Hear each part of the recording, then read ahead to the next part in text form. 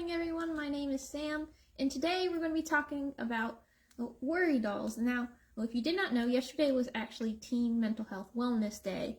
It was a day just to kind of focus on mental health and just talk about mental health in adolescence, because if you did not know, 1 in 5 adolescents show symptoms or signs of a mental health diagnosis, so whether that be depression, anxiety, technically ADHD, and other things like that, and they all kind of fall under that. So 1 in 5, so if you were in your class right now, or maybe, at home with your siblings, you'd go 1, 2, 3, 4, 5, and that 5th person could be showing signs of something.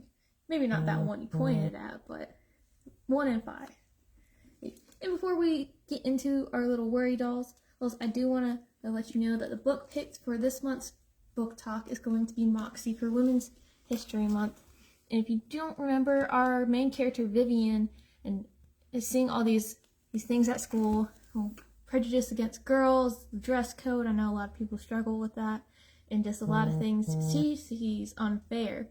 So she takes a page in her mom's book, or her mom's zine, and she starts this zine called Moxie to get all of the girls together, whether they may be sporty, nerdy, and they just all come together and fight on issues that they all face. So that is our book for this month. And if you did not know, they actually made a movie about it on Netflix. It is called Moxie. Amy Poehler's in it, and a bunch of new actors and actresses I didn't recognize. So they're all about teenage age, maybe my age or more. So if you're interested in reading it and then watching the movie, that's how you should do it, then I suggest you read it. There's, in total, I believe it was 9 books. There's 1 digital copy, there's 1 audio book, and the rest are physical copies like this one. And some do have a different cover. So if you find Moxie by Jennifer Matthew and it doesn't have this cover, then it's still probably the same one. All right. The movie's on Netflix? It is on Netflix. It comes out today, actually. We should have a Moxie party this weekend. Alright, and back to our little worry dolls. Like I said, if 1 in 5 adolescents show at least some signs of a mental health diagnosis, and the best treatment for that is kind of prevention, kind of nipping it in the bud when you get there, when you kind of start showing signs. And if you are showing signs, you can always talk to a trusted adult, whether that be your parent, guardian, a teacher, or a guidance counselor at school. And if you do know someone who probably isn't in the best mental state, or even they're more on the low, there are a couple numbers that you can call. There is the suicide prevention hotline, and it is 1-800-273-8255, and there is a text line as well. You will text HOME, HOME, to 741-741, and that's HOME to 741-741. And those are just some resources if you are ever in that type of space and you need those things. But on a much lighter note, I wanted to show you these little worry dolls, something you can take maybe to school or in your pocket. They're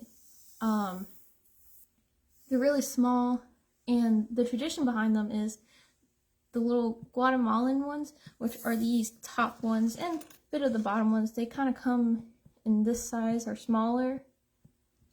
They are made because these little dolls were given to kids, and they would be told, tell all your worries to the doll, and then put it under your pillow, and you'll sleep at night, and in the morning you'll wake up with the wisdom and knowledge of all the worries that you had. So maybe you're worried about a test, and you want to talk to your little worry doll about a test, like, I'm not great at algebra, I don't know what to do, and you'll kind of talk it out with your worry doll, and then you'll put it under your pillow, and it should give you the answers in the morning. And now that might not be completely true, but maybe it gives you a good idea to study more before you go to bed or before the test. And you kind of just talk it out with yourself and your worry doll. I know sometimes it's weird talking to yourself.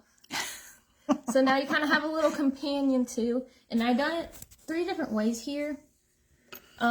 Here I've taken pipe cleaners, and I made just, your generic little person like you would in elementary school, and I wrapped them up. I didn't wrap this one completely, just so you can kind of see a variant from this mummy looking one, because I think he's a little odd. And these ones, if you want to keep them them somewhere safe. They do sit and stand on your own, so maybe you put it on your bookshelf at home, maybe on your dresser. You kind of just keep it there, or you can keep it under your pillow. We have this one made out of a clothespin, which is very similar. You just take the yarn and you wrapped it around. I gave her little pants, and it's in a shirt, and drew her face on it. Just make it a little more personal. It looks like you. No, it looks like the Scarecrow from The Wizard of Oz.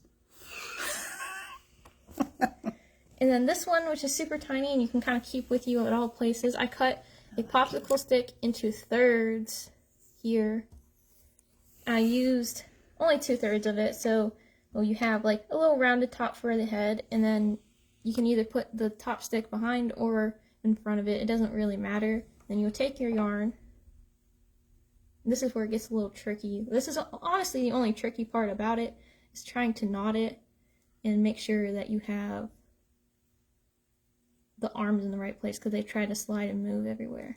It might just be easy for you to knot it and then stick the arms in if maybe that's something you have trouble with. It's a little task to do. You see it's trying to bring that popsicle stick back up there, but you can just adjust it and tighten it, and then you can start wrapping it. It's going to take a little while just to get it where the arms aren't crooked. You just make a little X, adjust it, and then you can kind of start wrapping it around.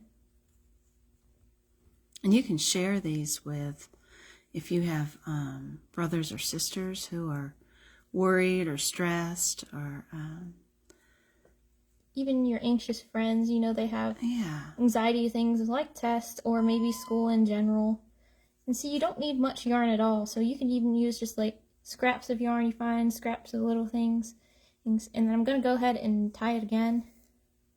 It's almost like a worry stone. Do you know what that is? Where you take those stones and kind of do the same thing. I know there's some people that make them out of like clay and they make them little creatures, so you don't have to necessarily make yours look like a human or a doll. I'm sorry, I'm taking this lump of yarn because I never do know how much I'm going to use. And tying it around one more time and pull it really, really tight. And go ahead and just cut it. And for my little yellow one here, it just stays in that, and then you don't have to like add glue or anything. If you want to add glue, you most definitely can. There's a little fluff in that one's face, but you can draw a face on it. You don't have to draw a face on it. Just make it your own, something that you know that can help you when you're being anxious, maybe about tests, maybe about home life, maybe about COVID, because I know a lot of things make you anxious right now. There's a lot of things to be anxious about, but that's okay, because we have these types of books here at the library just to kind of keep you to managing your panic and anxieties about things, or maybe if you or a friend deal with mental health, there are other books about it so you can learn more. This one's a conversation just about mental health and how to talk about it with your peers. There's maybe you see signs in your friends that they don't and you want to talk to them about it. You can always give them this book, or maybe just, tell them about how you've researched it recently, and, just be a hand and a resource for your friends or even for yourself. So if you do make a worry doll, we would always love to see it. We love seeing your stuff. You can always post a picture and tag us here on Denton Public Library's Facebook page or at Denton Library on Instagram. And one more thing before I go. Usually I give you till the last Wednesday to read the book. That would be the 31st. However, I want to do something on the 31st, so I'm going to give you till March the 24th to read this book if you so do choose. And I hope you guys do, because I'd love to read it with you guys, and we can have a conversation at the end of the month about this book. Alright guys, well thank you for joining us, and I'll see you next week.